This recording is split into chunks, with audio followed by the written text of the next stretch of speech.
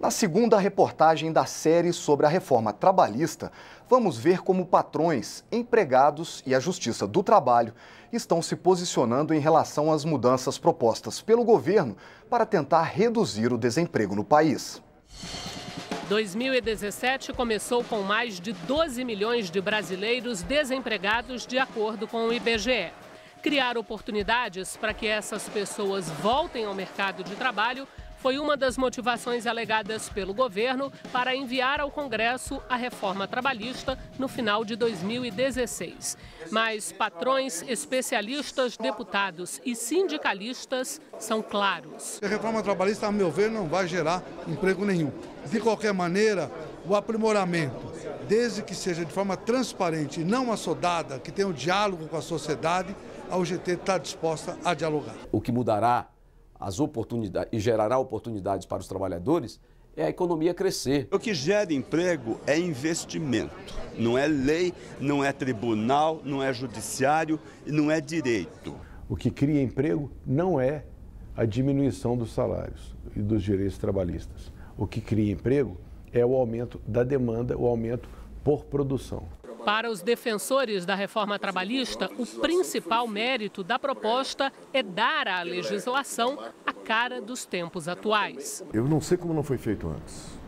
Não entendo como alguém não tenha mexido com esse assunto antes. Não é possível que uma lei que contrapõe capital e trabalho, que foi feita na época da máquina da datilografia e do telégrafo, esteja convivendo com as nossas atividades hoje. E é por isso que ao menos os patrões comemoram a espinha dorsal da reforma trabalhista: dar força de lei à negociação coletiva. Ela se equipara à lei na medida em que ela vem adequar situações de um Brasil tão heterogêneo e tão distinto, de segmentos comerciais, industriais, de serviço tão distintos, que uma negociação coletiva entre aquelas partes que conhecem um ao outro, que sabem as relações, que vivenciam no dia a dia das empresas e os trabalhadores, que essas pessoas ajustem as melhores condições naquele determinado momento. Lobos e cordeiros não pactuam em condições de igualdade. E quem é o cordeiro aí nesse caso? São os trabalhadores.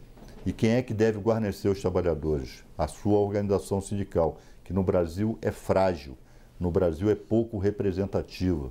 Nós temos 11 mil sindicatos de trabalhadores que mal representam os trabalhadores brasileiros, porque são sindicatos que foram formados em busca do imposto sindical e não para representar a classe trabalhadora.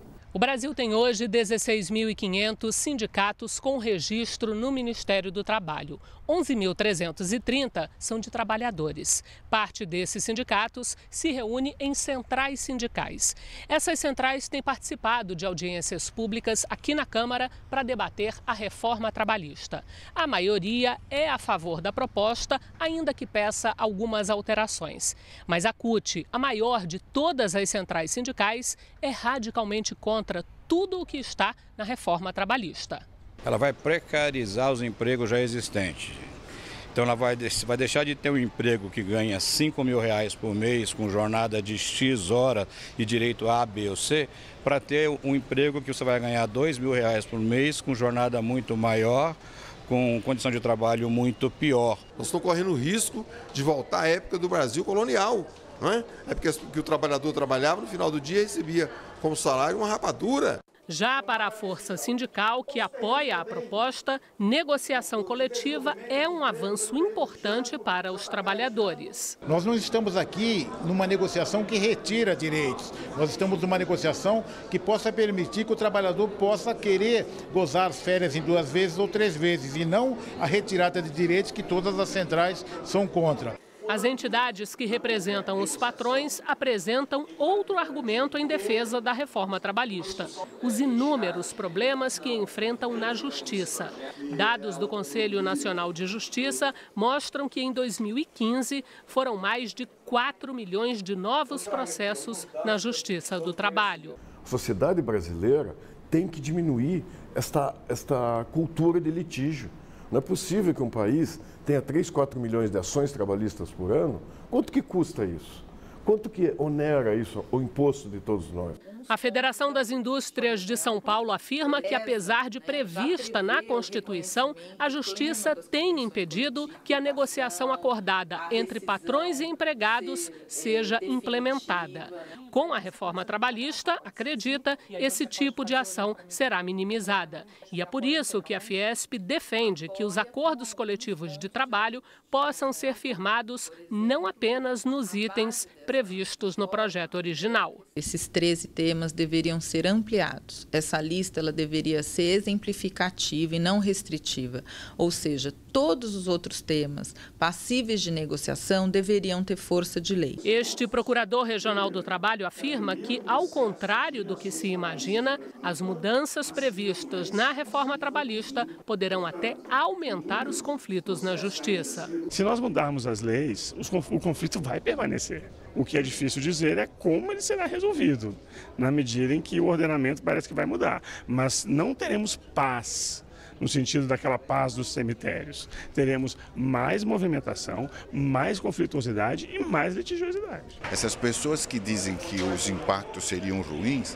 são as pessoas que, na verdade, têm interesse na manutenção do sistema que está aí. A própria Justiça do Trabalho, os promotores do trabalho, eles só se justificam porque esse sistema despeja para eles todos os problemas trabalhistas. Assim como no movimento sindical trabalhista, na Justiça do Trabalho também não há consenso. O presidente do Tribunal Superior do Trabalho está otimista e defende a reforma proposta pelo governo. A Justiça do Trabalho tem um papel de protagonista também nessa crise econômica para ajudar o Brasil a sair dela. Nós vamos conseguir dando uma proteção real ao trabalhador através de algumas reformas que melhorem, modernizem a legislação trabalhista. Enquanto na Câmara, entidades dos trabalhadores, dos patrões e da Justiça debatem a reforma trabalhista, nas ruas de Brasília, o assunto ainda é desconhecido da maioria das pessoas. Você está sabendo que existe uma reforma trabalhista sendo discutida? Não. Não ouviu falar nada a esse respeito? Não. Você ouviu falar que está sendo discutida no Congresso, na Câmara, a reforma trabalhista? Sim. O que você está sabendo dela? Você tem acompanhado? Em relação à Previdência?